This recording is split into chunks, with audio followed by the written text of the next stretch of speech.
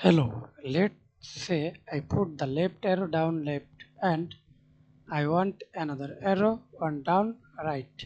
How to ensure both left right is same height position. Okay. Now I have a two arrow. Hold Ctrl T for transform flip horizontal. Then you can add this position or same middle position as your wish. Add this.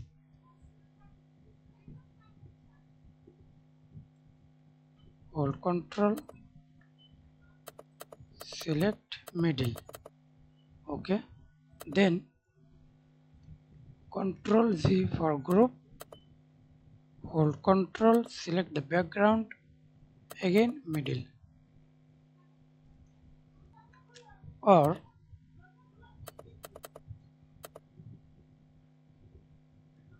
hold Ctrl, select middle perfectly. Again hold Ctrl, select the background and middle.